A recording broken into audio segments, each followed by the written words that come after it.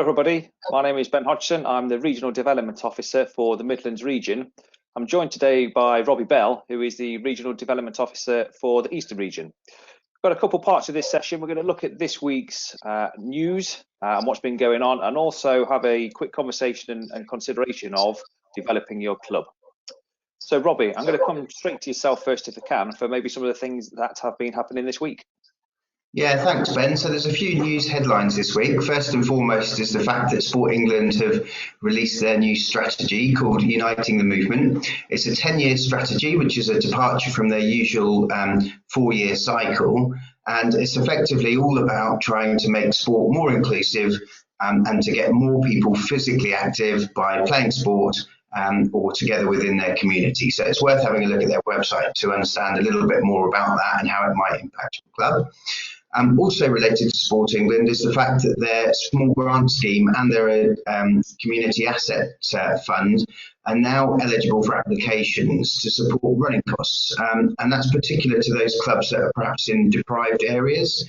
So if you are in a club that is situated in one of those places and you do need support with your running costs, please have a look at the What We Can Fund area of the Sport England website to find out a little bit more. In RYA news, Sales Smarts returned this week, so that's going out on Wednesdays at 11 o'clock. You might remember that from the first lockdown, really good activity for your children. And this time around, it's linking sailing and windsurfing activities to national curriculum content, so you can use it to support your homeschooling efforts. And finally, we've got the end of the Winter Championships coming up for the e-sailing. So most of the clubs should have finished their series by the 1st of February, then submitting their winners to the RYA, and we can then organise regional heats and the national final at the end of February. So yeah, those are the headlines, Ben. Brilliant, thank you, Robbie. So we're going to move straight on to looking at developing your club, and I suppose by way of setting the scene is to talk around some of the club membership figures that we understand at the moment. So last year in 2020 we conducted the club membership survey, and firstly thank you to all of the clubs who took the time to fill that out and send that back. It really helps us understand the situation.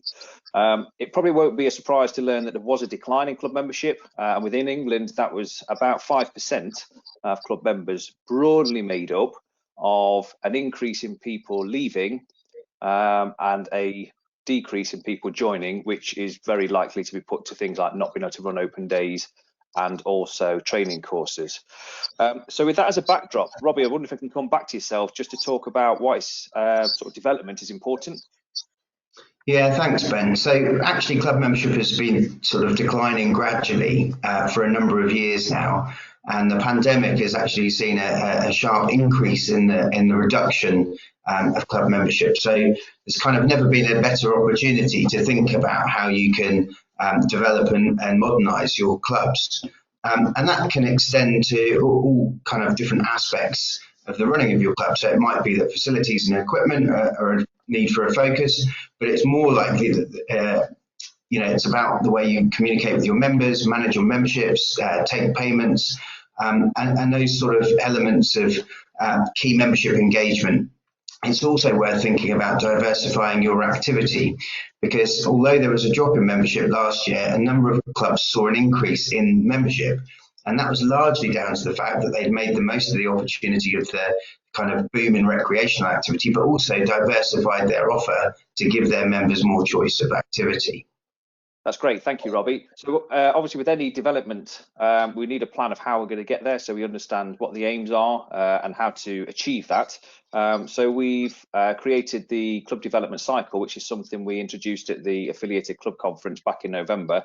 And what this model does is look at how you can develop and how you can break those aims down into bite-sized chunks. So starting off with some situation analysis, understanding where we are, moving into identifying aims and what actions we will need to put in place to achieve those aims. So it does start to give a bit of a guide to make that process just a little bit easier to tackle. And then, like I say, that is really the start of your planning process. So as you mentioned, there's some sort of resources that help with that, and the main information now sits within the club zone area of the RYA website. So there you will find the new guide to club development, and within that there's some information and the models that we just talked about too.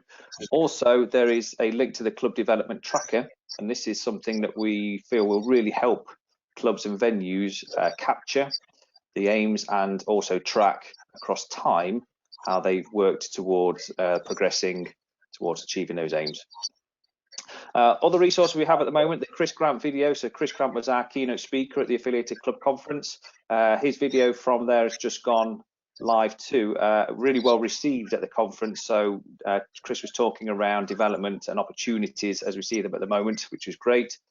And also, as always, our colleagues in the Regional Development Officer team were really happy to support clubs and venues within their respective regions who are going through a development cycle at this time.